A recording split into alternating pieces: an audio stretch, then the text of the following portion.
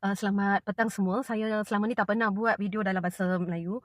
First time saya nak buat sebab ada satu insiden berlaku minggu lepas hari Khamis. Muka saya ni sedih sangat. Sebab dekat KK Alor saya ada beli buah. Ada satu budak, saya ingat dalam umur dia dalam 28 tahun macam tu, di tengah jual buah. Anak saya minta lah nak beli buah. Saya pun beli buah tempikai. So harga dia RM5. Tapi saya nak transfer, dia tak bagi QR, dia bagi nombor akaun. Saya transfer pada hari Khamis pukul 4.43. Saya transfer RM500. Tetapi jumlah sebenarnya RM5.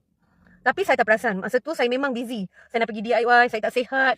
Sebab hari esokannya hari sukan sekolah. So saya pun tak perasan. Saya dah pindah transferkan dia RM500. Hari Sabtu tu saya dah buat pembayaran lah. Ada bayar hutang semua menggunakan online, perbankan online. Baru saya semak jumlah baki bank saya. Masa tu baru saya perasan saya transfer RM500 untuk RM5. Masa tu memang hujan lebat. Saya kan baru lepas habis operasi dekat lutut. Dengan kaki tu saya pergi cari dia dengan hujan lebat tu. Saya cari satu Alor Gajah tu, saya cari dia. Sebab saya tahu saya pergi tanya dekat guard dekat KK Alor Gajah tu. Dia orang cakap memang dijual dekat sini. Satu Ahad dia akan jual dekat Maybank Alor Gajah atau dia akan jual dekat Petronas Alor Gajah. So saya pun cari tak dapat kesan. Tak apalah, saya balik. Tapi sejak semalam RM500 saja, tapi untuk saya tu besar amount dia. Sebab kan saya simpan, anak saya tengah belajar perubatan dekat MSU. So saya kena ada banyak belanja lah RM500 kan. Tapi hati saya, naluri hati saya akan dapat balik duit tu. Tapi saya tunggulah. Tapi saya ada cerita dekat guard yang saya, ke sekolah yang saya dulu berkhidmat tu. So hari ni guard saya telefon kat sekolah tu. Cikgu, saya dah jumpa dia dekat Maybank.